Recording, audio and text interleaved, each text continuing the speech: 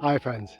Today I'm going to share some methods of communication between horse and human that may seem almost magical. But to help understand them, I wanted to start by talking about this tree.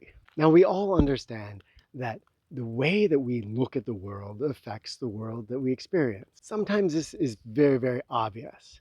Let's take this tree back here. If I look at it from the perspective of board feet of lumber, I'm going to have one set of feelings. This isn't a real great tree to deal with because it's not long and straight. I may sort of dismiss it, but there might be some good burl wood in there for carving, and that trunk, well, there's definitely some lumber in there. Or I might see it from the perspective of a tree climber. Probably is not going to take much imagination on your part to go there.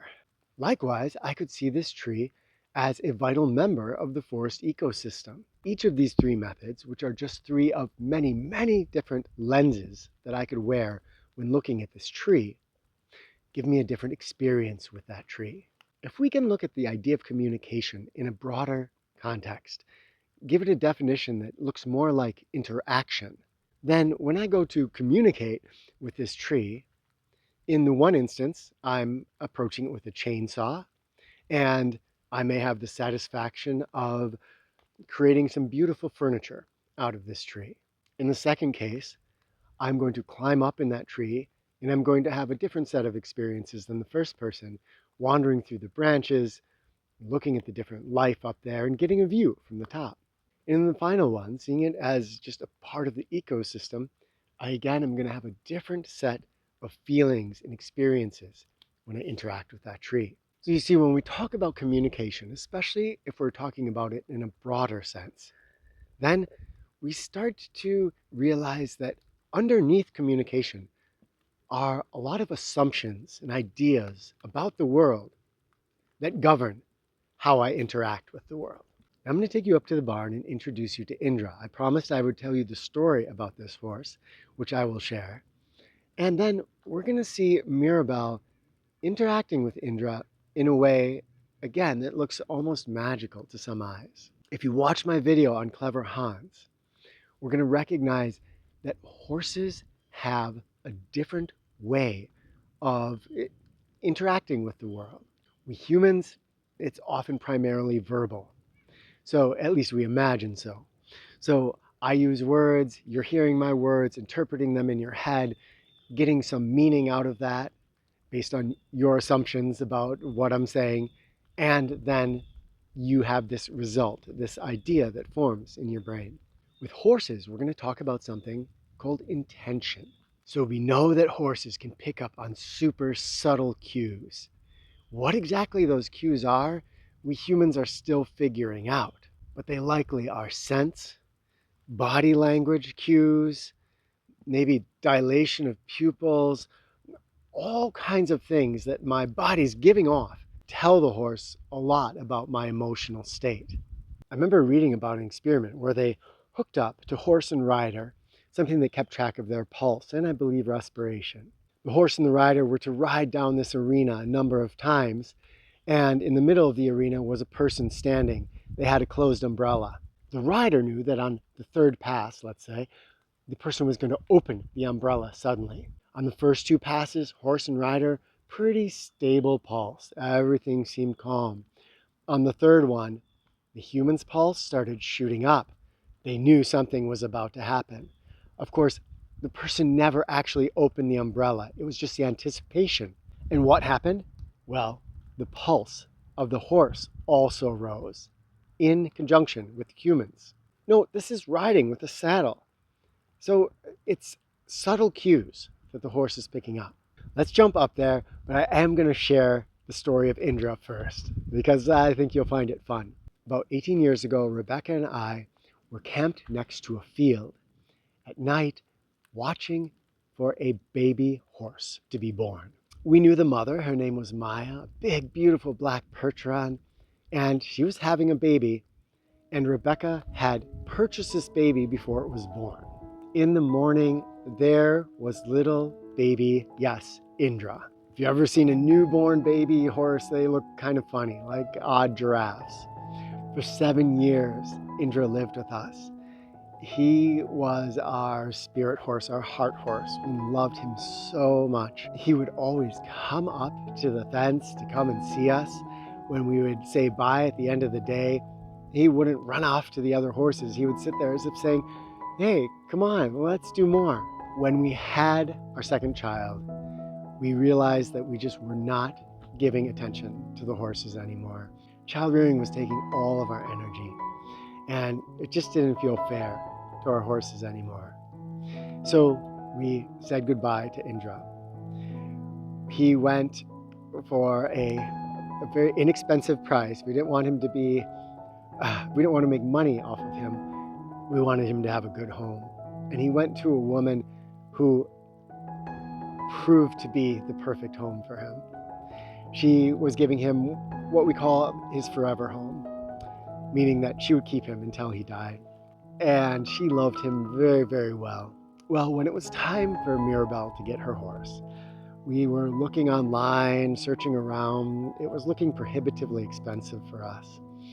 And I had this feeling, this sensation.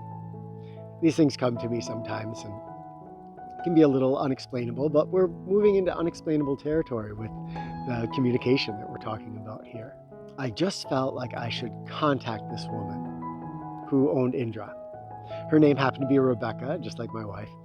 And I found an old email and I wrote to her at that address and said, this is probably a 1 in a million chance, but I just wanted to see if Indra was still alive, if he's still rideable, if by some weird chance you would be looking for a home for him.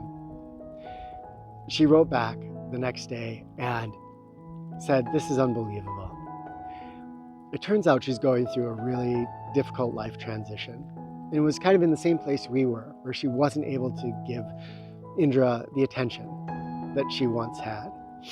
And she said, if you guys want him to come home to you, absolutely. And for the price that she paid way back when, which wasn't much, she gave Indra back to us. He's 18 years old now, but still feels like he's in his youth, very strong. 18 years for a horse like him is kind of the equivalent of the age that I am. And we were reunited with an old friend. Both the girls were alive when he left us, so they knew him but don't really remember him, but they know him now. He still comes up and greets us and just wants to interact.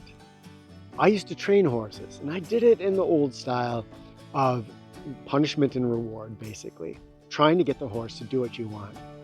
Mirabelle is doing something completely different that has to do with forging a deeper connection with a member of another species. What this does is it opens up a door, my friends, to thinking beyond just horse-human interactions and to human-tree interactions, human-deer interactions, any interactions with other brother, sister animals, right? We're just another one of these creatures, and there probably were ways of interaction. If we just think today of the 3 different ones I outlined for this tree, what did our ancestors, how did they process their interactions with the world? How did they see a tree, a deer? This is some territory I hope to explore in upcoming videos, but I've waited much too long to take you up to the barn. Let's go and meet Indra.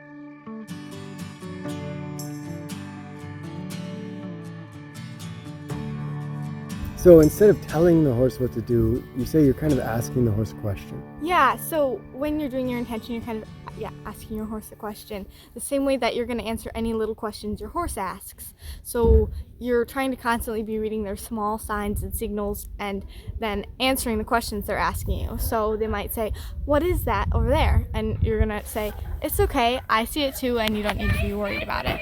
And so if you can start answering your horse's small questions, then hopefully they should be able to start trying to answer your questions as well. It should be a kind of mutual relationship of, you're trying to pay attention to any little small questions, small signs, just, any little, flick of an ear that's kind of like, what is that? You should answer with it. It doesn't have to be a huge answer every time, but still answering and saying, "Hey, it's okay, I see it, and you don't need to be worried." And then you can say the question of, are you willing to back up? And hopefully then they should feel your intention and, back up. And you can do that even without touching him with intention. You can even push on his chest with the intention of, "I'm just petting you," or you can just stand here if you want. And then you can also just have your hands a foot away from his chest and ask him to back up with intention. Nothing else, just your hands, and he will feel that intention if you're doing it correctly and hopefully back up. Let's watch some of this intention in action. Normally, we think of asking a horse to move by applying pressure. Here, Mirabelle is applying gentle pressure and Indra is stepping back. This is definitely one way you can get a horse to do what you want. However, horses are also capable of feeling intention, and in their desire for connection will often respond to that intention in a way that seems almost magical. Notice that here Mirabelle is pressing hard on Indra's chest, pressure that should urge him to step backward. But Mirabelle's intention is asking Indra to stand still or even move into her pressure.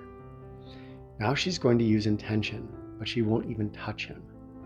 And look, he moves back. Let's see it again. Here she pushes like she did earlier in the video, but without the intention of him moving back. And here she uses intention and doesn't even touch him. We're used to seeing other animals communicate at this level. Think of the schooling of fish or the flocks of birds that all fly in unison. Any observer of animals will notice that there are tremendous amounts of communication happening, most of which are still a mystery to humans. So what we are seeing here is a bridge between a horse and Mirabelle, where they're finding a common language. Mirabelle is very sensitive to Indra's communication. Sometimes she'll go up to work with him and will sense that it's just not a good time. Other times she'll have one thing in mind when she visits him, but the nature of their interaction will change based on both creatures' mutual moods. For instance, she might go up to ride, but instead just end up playing like this.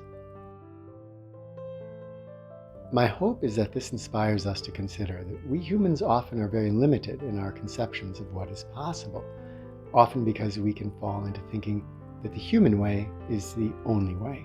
If we open ourselves to the idea that there may be many other languages being spoken in the world, perhaps even by creatures that we don't consider intelligent enough to have a language, then we become curious and the doors to exploration open up. Some researchers are exploring those depths, such as ecologists learning about the wood wide web, or researchers trying to understand whale language. But we can be voyagers ourselves by humbling ourselves into a state of listening, by letting wonder rather than concepts guide our thinking, and by making the time to sit with other humans, other beings in a field or forest or seashore, and to just listen. I'll be making more videos about discovering a deeper connection with nature, self, and other creatures, including more horse videos. I hope you join us in these explorations. Share your thoughts in the comments, my friends. Love to you all.